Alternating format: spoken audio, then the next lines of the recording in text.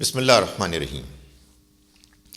نکاح کس کو کہتے ہیں اور اس کی کم سے کم شرائط کیا ہیں؟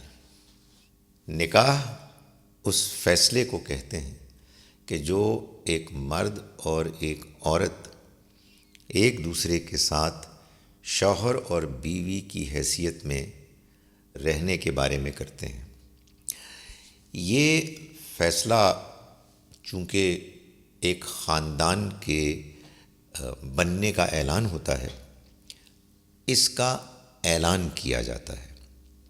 چنانچہ اس میں یہ دو باتیں تو بالکل شرط کے طور پر لازم ہیں کہ دونوں شوہر اور بیوی ایک دوسرے کے ساتھ نکاح کے بعد رہنے کے فیصلے پر آمادہ ہوں، اور آمادگی سے مراد آزادانہ آمادگی ہے، بغیر کسی دباؤ پریشر کے۔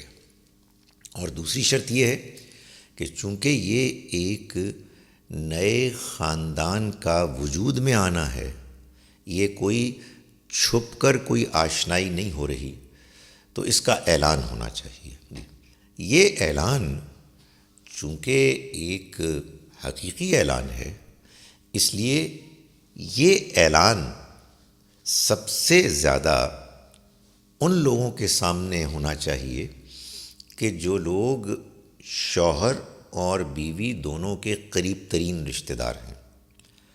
اس اعلان کا بھی اہتمام ہونا چاہیے، اور اس موقع پر نبی اکرم صلی اللہ علیہ وسلم نے جو ٹریڈیشن طے کی، اس کو انٹروڈیوس کرایا، وہ یہ ہے کہ اس موقع پر آپ ایک خطبہ پڑھتے تھے جو بعض قرآنی آیات پر مشتمل ہوتا، جس میں کہ نکاح اور اس کے بعد کی زندگی سے متعلق بعض نصیحتیں بیان ہوئی ہیں، تاکہ دولہا اور دلہن کو بھی اور نکاح کے موقع پر جو حاضر رشتہ دار اور دوست ہیں ان کو بھی ایک یاد دہانی ہو۔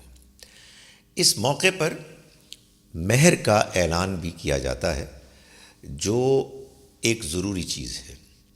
یعنی جو ضروری امر ہے وہ تو یہ ہے کہ مہر کو طے کیا جائے اور وہ بیان میں آئے۔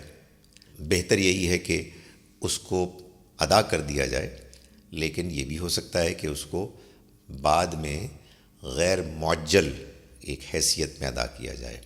تو چنانچہ یہ چند شرائط ہیں نکاح کی: شوہر اور بیوی کی آزادانہ رضامندی، اس نکاح کے منعقد ہونے کا اعلان، اور اس میں مہر کا بیان۔ ایک اضافی بہتر چیز، مطلوب چیز یہ ہے کہ اس میں خطبہ نکاح بھی پڑھا جائے، اور آخر میں سب لوگ دعا کریں اس نئے وجود میں آنے والے خاندان کے لیے۔